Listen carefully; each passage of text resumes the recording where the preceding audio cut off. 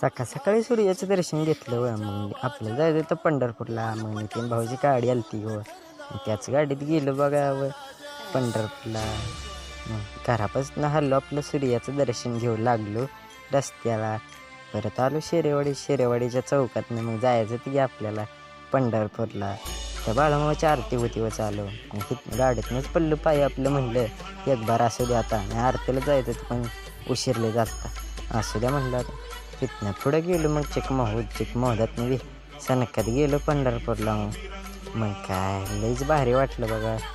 योगा ही जरा पंढरपूरच्या अलीकडेच मला वाटतंय. पण आता चाललो आहे पंढरपूरला. योगा तर आलोच पंढरपूरमध्ये. हे लई फास्ट गाडी होती असू द्या.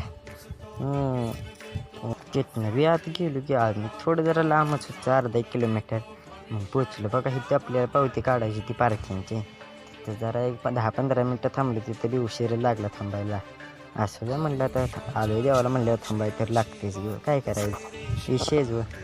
तर मग आपलं इथं पार्किंग जायचं होतं. हे बघा इथनं वळलं तेव्हा रिक्षावाला आडवा झाला.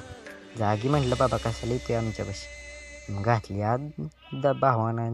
जाऊ द्या म्हणलं आता विषय खोल. आत लावली आपली गाडी आणि तिथनं आपलं गेलो मंदिराच्या वाटेला. हो इथं मूर्त्या बिरत्या लय होत्या बघायला. काय काय असं घ्यावं होता म्हणलेलं आपण बी. एक पण पैसे नव्हते आपल्याकडे. तेव्हा हे म्हणला त्यावर आम्हाला बी घ्या गिवळ खांद्याला. जाऊ दे म्हणलं असं जाता घ्या काय करायचं. हातपाय धुतलं तोंड धुतलं आणि गेलं पाया पडलो आणि आलो मग मुख्य मंदिराकडं. तिथं बी जरा गर्दी जास्तच होती. पाया पडताना लई झालं.